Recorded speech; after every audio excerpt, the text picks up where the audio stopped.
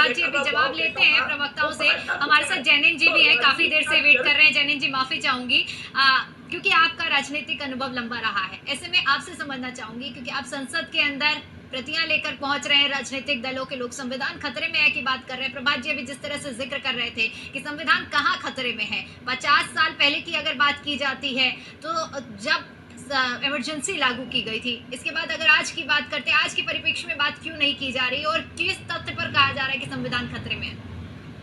देखिए दीपिका जी, आज के समय में देख रहे हैं संविधान को एक बहुत बड़े वोट बैंक के रूप में देखा जा रहा है। संविधान के प्रति जो आज लोग सम्मान दिखा रहे हैं, संसद भवन में लेके जा रहे हैं, उन लोग से पूछिए कि संविधान की धज्जियां तो सबसे ज्यादा उन लोगों ने उड़ाई थी कांग्रेस सरकार में, जब इंदिरा गांधी की सरकार थी। लेकिन इस चुनाव में जो लोकसभा का चुनाव हुआ, इसमें एक बहुत बड़ा वोट जो बैंक था बहुजन समाज पार्टी का, वो वोट बैंक सीधे इंडी गठबंधन को कन्वर्ट हुआ। तो जो कांग्रेस पार्टी है वो देख रही है कि संविधान के प्रति जो नैरेटिव फैलाया गया था इस चुनाव में, उसका फायदा मुझे मिला है। इसलिए कांग्रेस और बीजेपी दोनों आपस में ये चीज जनता को दिखाना चाहती हैं, देश को दिखाना चाहती हैं कि संविधान के हितैषी हम हैं, संविधान के सेवक हम हैं, संविधान के बचाने वाले हम हैं। वही काम बीजेपी भी दिखाना चाहती है कि शपथ ग्रहण समारोह में जब नरेंद्र मोदी जी शपथ ग्रहण ले रहे थे तो वहां पे एक संविधान की भी बड़ी पुस्तक रखी गई थी कि जो नैरेटिव फैलाई गई थी वो दिखाना चाहते थे कि सम्मान का हितैषी और सम्मान करने वाला बीजेपी भारतीय जनता पार्टी है, और कांग्रेस अब ये दिखाना चाहती है कि इसकी हितैषी और हम है। एक बड़े वोट बैंक को आने वाले चुनाव में जो 3 विधानसभा चुनाव होने वाले हैं, अभी जो कुछ चुनाव होने वाले हैं, उसको देखते हुए एक संविधान के तहत उस वोट बैंक को अपने में कन्वर्ट करने के लिए ये सब परगंडा फैलाया जा रहा है। यानी कुल मिलाकर देखा जाए तो संसद की लड़ाई अब संविधान पर आकर अटक गई है और एक मुख्य बिंदु बन चुका है संविधान का वोट बैंक, जो बहुजन समाज पार्टी का एक वोट बैंक था, बहुत बड़ा तबका था। अगर आज इंडी गठबंधन मजबूत है तो उस संविधान के नैरेटिव फैलाने से वो जो वोट बैंक उन पे जुड़ा हुआ है, उसको देखते हुए आज लोग संविधान संविधान संविधान कर रहे हैं। बाकी संविधान के हितैषी नहीं कोई है, न प्रेमी नहीं है। जिसको जैसे होता है वो संविधान को तोड़ता है, मरोड़ता है और अपने लायक यूज करता है। ठीक है, लौटेंगे आपके पास। जैनिन जी, अभी अशोक जी जिक्र कर रहे थे कि ये विपक्ष की ही ताकत है, विपक्ष की एकजुटता की वजह से विपक्ष ने जो आवाज उठाई है उसी का नतीजा देखने को मिला है कि 10 साल में पहली बार प्रधानमंत्री संविधान को प्रणाम करते हुए नजर आएंगे। इसका विश्लेषण कैसे करेंगे आप? देखिए, सपा प्रवक्ता ने जो बोला है कि नरेंद्र मोदी जी ने पहली बार संविधान को अपने पास रखा, मैं कहता हूं कि अगर संविधान को इंदिरा गांधी ने कितनी बार रखा था लेकिन उसकी धज्जियां उड़ा दी थी, उसके बारे में आपको एक शब्द नहीं निकलता है कि उसी कांग्रेस के साथ अपने गठबंधन किया हुआ है। दूसरी चीज, अभी कांग्रेस के प्रवक्ता ने कहा था कि इंदिरा गांधी ने आपातकाल लगाया और 1980 फिर दोबारा सरकार बना। अरे आप अगर बीजेपी की सरकार, भारतीय जनता पार्टी की सरकार अगर संविधान का सम्मान नहीं करती होती तो तीसरी बार नरेंद्र मोदी की सरकार नहीं बनती। आप तो सम्मान करिए कि जनता के वोट के द्वारा एनडीए गठबंधन को बहुमत मिला, जिसमें भारतीय जनता पार्टी को आपके पूरे एनडीए गठबंधन से ज्यादा बहुमत मिला हुआ है, वो भी आप बात करिए।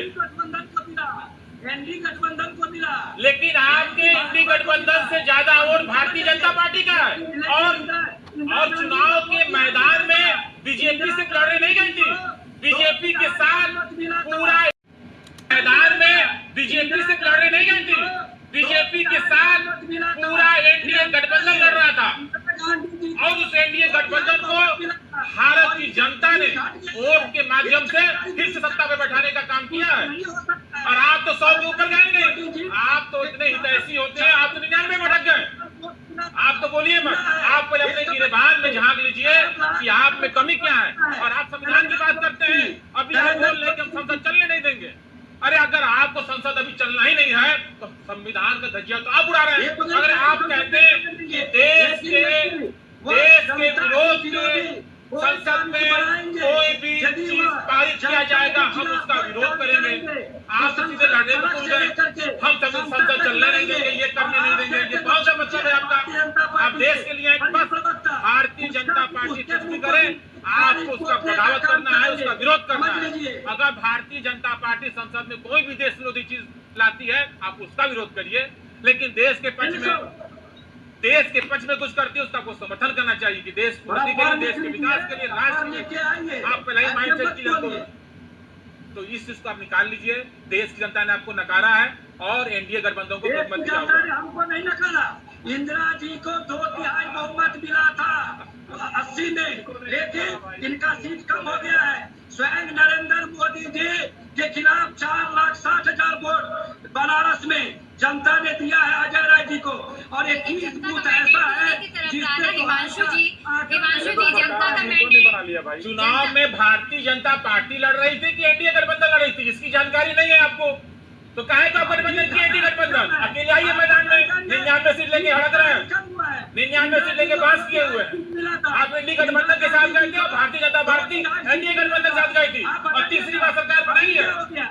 और जनता के वोट बैंक को सम्मान करना चाहिए। संविधान में लिखा हुआ है, संविधान के दायरे में, संविधान के तहत लोकसभा का चुनाव हुआ है और लोकसभा के चुनाव में एनडीए गठबंधन को बहुमत मिला है। और उसका सम्मान करिए आप। और संविधान का चले किताब लेके संसद में घुसने चले हुए जनता के बहुमत का सम्मान करते नहीं है।